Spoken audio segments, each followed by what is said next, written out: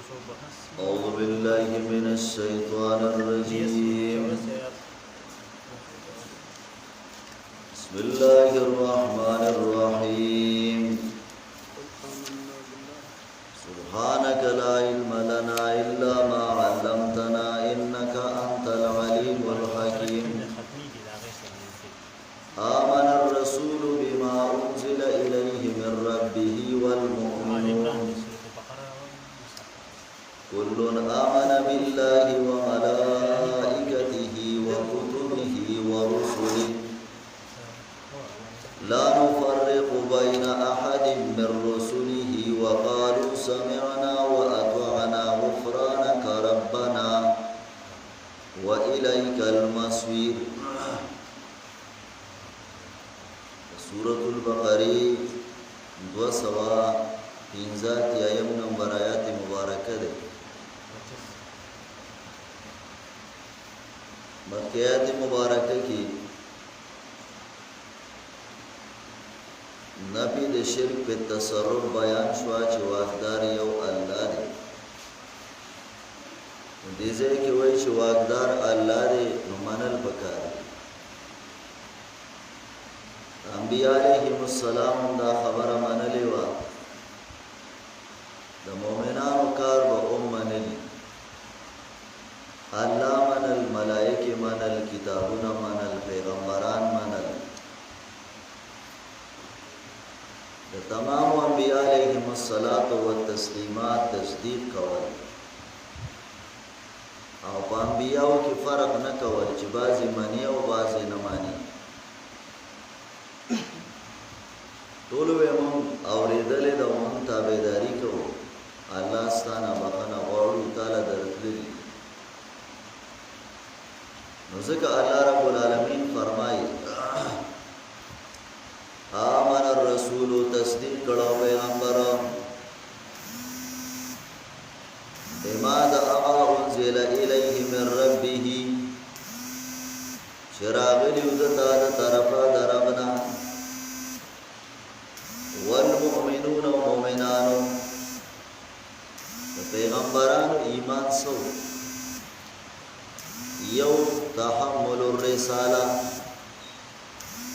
دا انبیاء علیهم السلام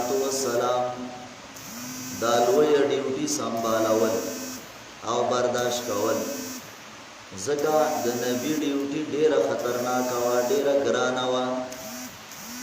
اوس دغه ډیوټي برداشت کول. لو انزلنا هذا القرآن على جبل لرأيته خاشعا متصدعا سورة الحشر کې راځي.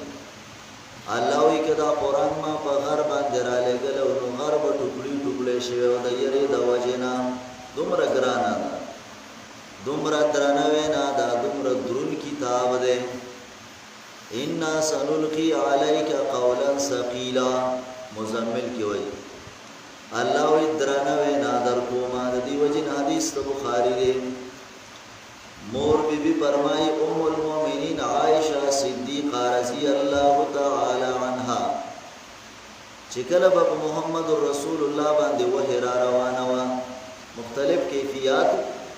امام بخاری لاولنے باب دی باب بدء الوحی الى رسول اللہ صلی اللہ علیہ وسلم.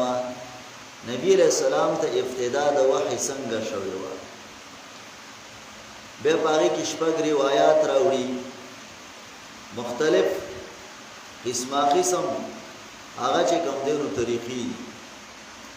نبی علیہ الصلوۃ والسلام هغه عائشہ فرمایي رضی الله تعالی عنها چې سخت جمی موسم او یخنی با او چې په یخنی کې پچا ولا راځي نو دا ډېر سخت دی وجه.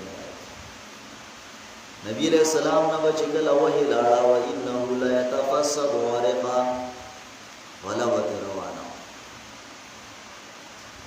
روانه نو دومره ګرانه وینا ده. نو یو تحمل الرساله د پیغمبري دا بارول دا د انبیاء ایمانو.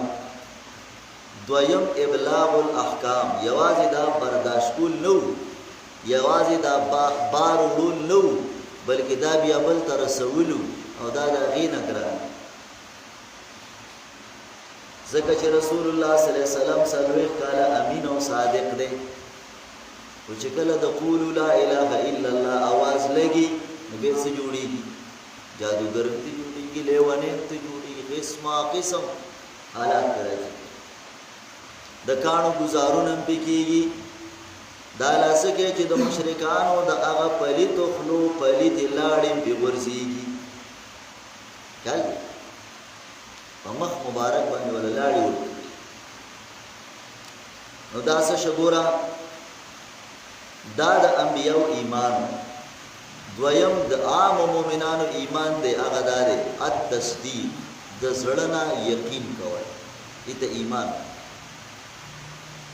او دویم چې رسول الله صلی الله علیه وسلم کوم دین راوړی دی نو هغه په مینه او عن سره منل مینه او عن سره د الف نه تر اخره پورې منل اسنه چې بعضی منم او بعضی نه منم نو وی والمؤمنون مؤمنان كلنا آمن بالله ټول ایمان راوړل په الله باندې او ملائکته او ملائکه باندې او کتبه او کتابونو باندې او رسول او پیغمبرانو باندې الله په اعتبار د ذات او صفات سره منل ایمان ملائکه د الله رب العالمین مخلوق دی چې دا د انبیاء علیهم السلام او دارنګه د الله ترمنځ واسطه و د وحی او دا سنور ډیوټي دي چې عبادت ته پریخي دي کنه بیت المعمور دا قوم اسمان کې د دې کعبه ده